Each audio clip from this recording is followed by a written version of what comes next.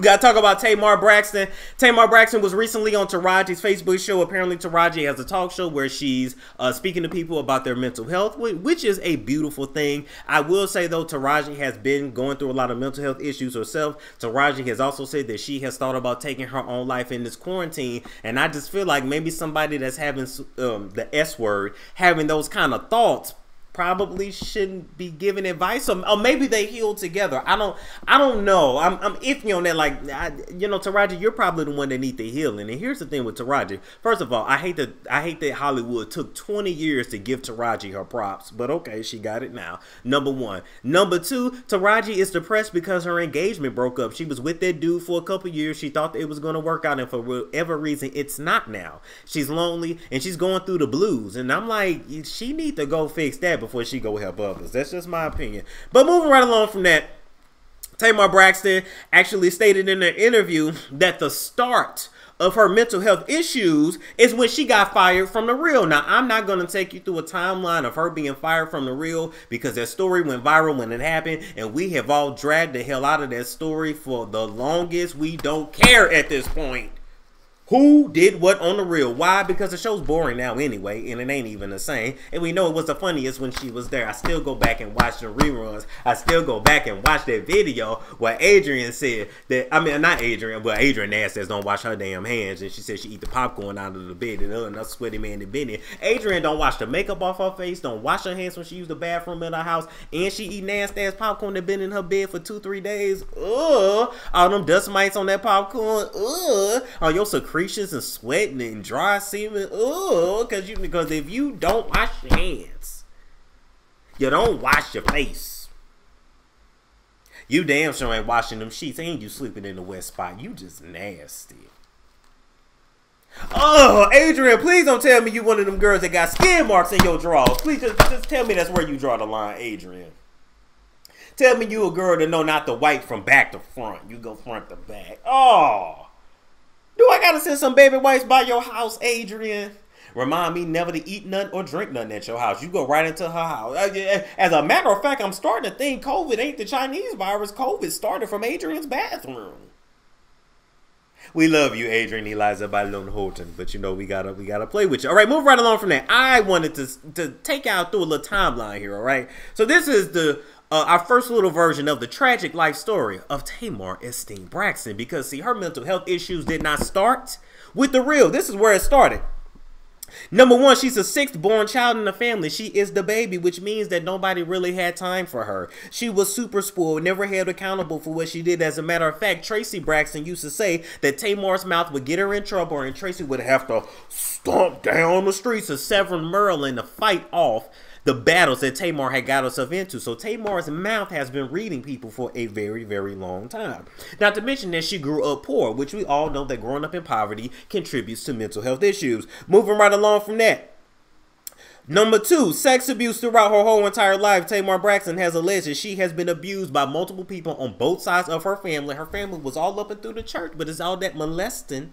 You know, y'all call it the Cynthia got such a bad guy. You'd say all these African and Caribbean people such bad people, but y'all doing a whole bunch of abuse in the church. I'm just saying, clean your own house before you try to clean theirs. So she went through sex abuse from the time she was a small child up until she was a teenager from multiple people on both sides of the family. I'm still trying to figure out how you got that many people in your family and ain't nobody protecting you. I'm trying to figure out how you got that many siblings and ain't nobody came to help you when your husband is jumping on you. And your mama took the baby, went in the room, barricaded the door with a chair, and rocked the baby with a Bible when she should have been rocking a Smith & Wesson upside that Negro's head. She should have been rocking a kitchen knife. She should have been rocking a pot of pan, a swing of fist. What good is it having a mama around? What good is it having a bunch of siblings if they ain't gonna help you when you get jumped? Who raised y'all? I was right, man. I ain't got siblings, but with cousins, you don't let nobody jump on your cousin. They fight, you all fight. I don't know who raised y'all, in the words of T.K. Kirkland. I really don't. But I don't get down like that. You can't jump on my child. You can't jump on none of. I got family members I don't mess with. You can't jump on them in front of me. You just can't. That's just not my. I don't care if I don't talk to my friend anymore. You can't jump on my friend in front of me. But I'm a different kind of person, I guess. All right.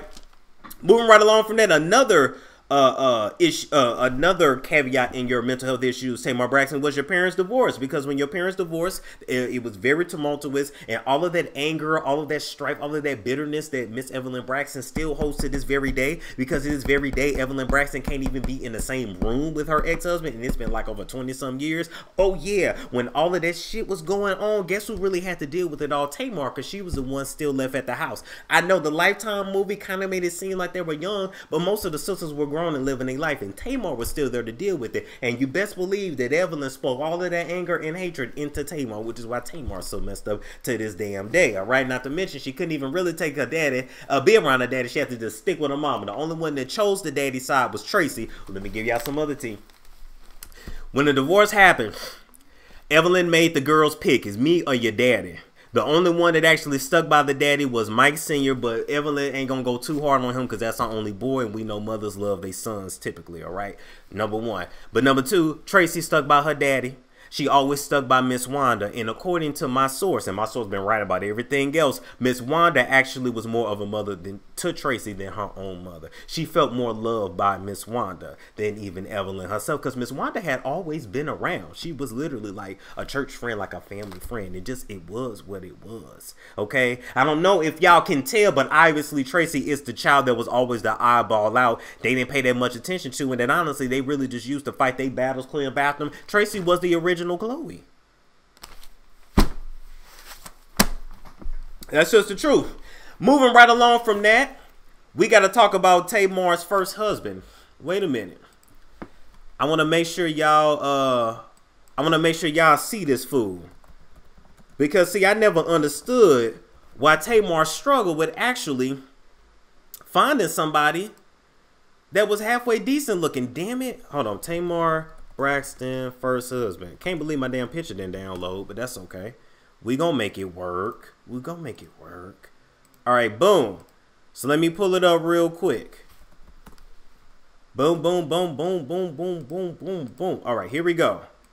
Now, next thing that contributed to your mental health, Tamar, was your quick marriage to your ex-husband, your first husband, Darnell Delight Allenby. He's a record producer. They actually met when she was taping and recording her first debut album in the year 2000. They ended up getting married in 2001, and they were divorced by 2003. She has alleged abuse from both of her husbands, Darnell and Vincent. And I gotta say that Darnell actually kind of got a Vincent kind of look to him in a way. He can close his mouth though, you know. He's not like a mouth breather, but you know, I'm just saying she got a look kind of almost a type almost, but okay, whatever. But not only was his marriage quick, she really didn't want to do it. She did it because she felt like it would advance her career. As a matter of fact, Tamar has done a lot of things that she thought that would advance her career that ended up being bad for her mental health in the end, like reality TV. It's almost as if this family sold their soul and now they're facing the repercussions for it. Just saying. Darnell used to say little things to Tamar like, "Look ugly, you stupid, you dumb," things like that. I call it abuse. She didn't know it was abuse back then, but it messed with her. Moving right along from that, let's get that fool down. And I'm trying to figure out how he was ever calling anybody ugly. Let's talk about the fact that she had 4 record deals go through, and she had to always live in Tony's shadow. That would definitely contribute to your mental health, even though Tamar was the one doing the backup vocals for Tony. Then we got to get into the marriage with Vincent Herbert, where he isolated her from everybody, didn't let her work with any men to look him in the damn eyes, and ended up being abused by him allegedly. This is what she said. And I feel like this will contribute to your mental health way more than any job that you get fired from. And last but not least, David, who's controlling, and I believe did some kind of ritualistic magic on her that still got her head screwed up and crazy to this very same day. So the start of your mental health issues ain't with the real firing you. It's from the parent that failed you, the siblings that left you, the people that molested you, the husbands that abused you, the industry that used you and threw you away, reality TV that forced you to be an exaggerated version of who you really are, and finally these controlling ass men that you can't help but to go for. That's what ruined your mental health, not the real. If your mental health had been together, you probably would have never been fired from the real in the first place.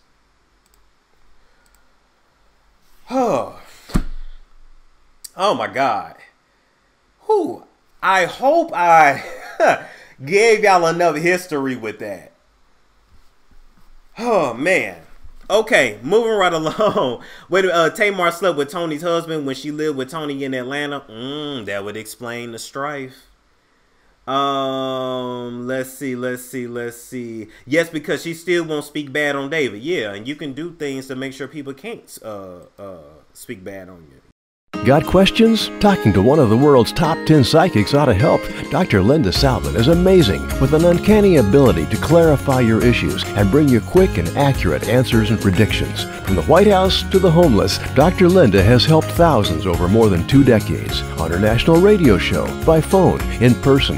When you need answers, Dr. Linda lights the way. Book time with this gifted healer and clairvoyant now. Visit lindasalvin.com or call 888-509-1077. And you can bring Dr. Linda's metaphysical healing home with her spirit-filled candles, Wicks of Wisdom, where pure essential oils and elements are powerfully released through her proprietary rituals to assist you in love, legal, career, finances, health, and more. Wicks of Wisdom work. See them and order yours at lindasalvin.com. Always fun and accurate, Dr. Linda's visions bring you solutions. Call 888-509-1077 or visit lindasalvin.com. Are you struggling with hair growth issues? Or are you ready to finally be able to actually put your hair in a real ponytail and not that little knob? Have you found that beauty supply products leave your hair dry, flat, useless, and dull? And are you ready for a change? And if you are, you need to try some MOOMOO grease. This product was created for us, and nothing will change about your hair if you don't change your regimen. This product can be used in old people, young people, it doesn't matter. The products are 100% vegan, and all of the information for MOOMOO grease is down in the description box below.